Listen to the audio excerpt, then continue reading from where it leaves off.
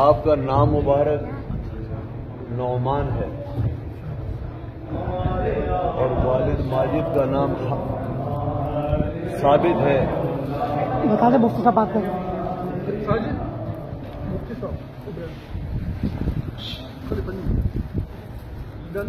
حضرت امام اعظم ابو حنیفہ رضی اللہ عنہ کا اسم مبارک نعمان بن ثابت ہے.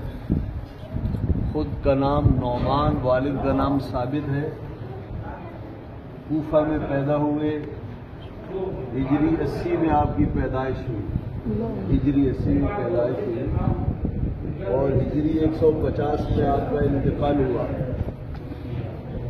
70 سال کی عمر مبارک پائی اور آپ کی خاص شان یہ ہے کہ آپ تابعین میں سے ہیں.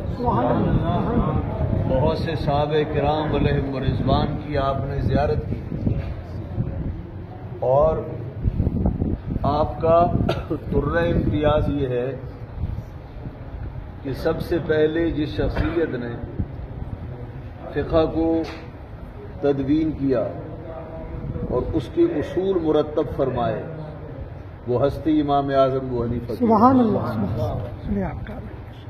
اور آپ سب کو یہ معلوم ہونا چاہیے، معلوم ہوگا بھی کہ ہم نماز، روزہ، زکوٰۃ، حج اور جتنی عبادات ہیں ان کے طور طریقے ہیں وہ حضرت امام اعظم ابو حنیفہ رضی اللہ عنہ کی وہ تعلیمات جو قرآن و سنت سے ماخوذ ہیں، ہم ان کے مطابق، ان کی تعلیمات کے مطابق یہ عبادات ادا کرتے ہیں. یہ تعلیمات امام اعظم ابو حنیفہ نے اپنے گھر سے نہیں دی بلکہ قرآن و حدیث سے جو آپ نے سمجھا، جو اصول سمجھے، قواعد سمجھے، جو آپ نے فقہی جزیات سمجھے، وہ آپ نے امت کو بتایا اور امت نے اس کو اپنایا. اس لیے ہم لوگ حنفی کہلاتے ہیں، یعنی امام ابو حنیفہ رحمۃ اللہ تعالی علیہ کی فقہ کو ہم فالو کرتے ہیں. حضرت امام اعظم ابو حنیفہ اپنے وقت کے اتنے بڑے عالم تھے کہ ان کے زمانے میں ان جیسا کوئی عالم نہیں، ان جیسا کوئی عالم نہیں. عقلیات میں، نقلیات میں ان کی پائے کی کوئی ہستی دور دور تک نظر نہیں آتی تھی. حضرت امام اعظم ابو حنیفہ رضی اللہ عنہ صرف علم ظاہر کے مالک نہیں تھے، اللہ نے باطن میں بھی آپ کو بڑا حصہ عطا فرمایا اور اللہ نے آپ کو ولایت میں بھی کمال عطا فرمایا. چنانچہ ہم احادیث طیبہ پڑھتے ہیں، نبی پاک صلی اللہ علیہ وسلم نے ارشاد فرمایا کہ جب آدمی وضو کرتا ہے تو وضو کے قطروں کے ساتھ اعضاء سے صادر ہونے والے گناہوں کو وہ قطرے بہا کے لے جاتے ہیں. جب آدمی ہاتھ دھوتا ہے تو پھر ہاتھوں کا پانی ہاتھوں کے گناہوں کو دھو ڈالتا ہے.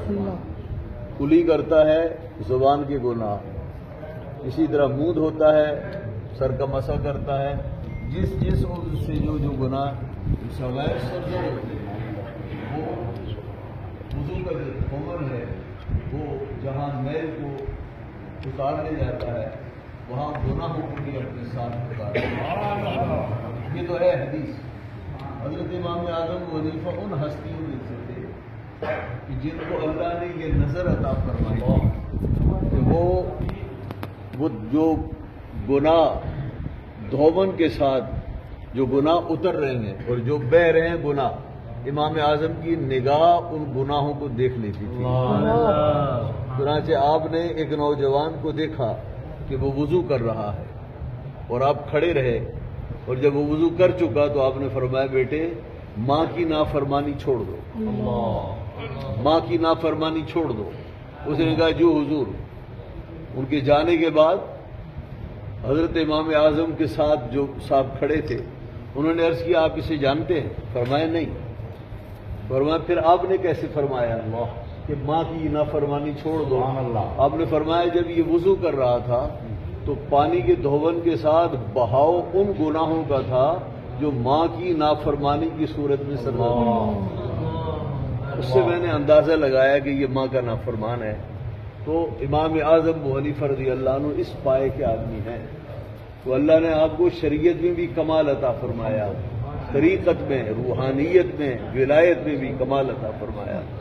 آخری بات یہ کہ حضرت امام اعظم ابو حنیفہ رضی اللہ عنہ کی قبر مبارک اللہ کے محبوب بندے ہیں. تو یہاں انشاءاللہ العزیز اللہ اخلاص محبت کے ساتھ جو شخص آئے گا انشاءاللہ مرادیں پائے گا اور اس کی دعائیں قبول ہوں گی، انشاءاللہ قبول ہوں گی. حضرت امام شافعی رضی اللہ عنہ فرمایا کرتے ہیں کہ جب مجھے کوئی حاجت پیش آتی تو میں امام ابو حنیفہ رضی اللہ عنہ کی قبر پر حاضر ہوتا، میں 2 رکعت پڑھتا، اللہ کی بارگاہ میں دعا کرتا، تو امام ابو حنیفہ رضی اللہ عنہ کے توسل سے اللہ میری حاجت کرے.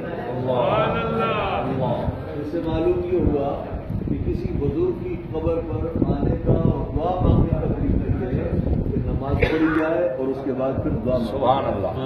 انشاءاللہ دعا تو اللہ ہر جگہ قبول فرماتا ہے، لیکن بزرگوں کے حضور میں دعاؤں کی قبولیت اور زیادہ ہو جاتی ہے. اللہ رب العزت دعا مانگنے والے کو خالی ہاتھ نہیں لوٹاتا. اب آپ الحمد شریف فاتح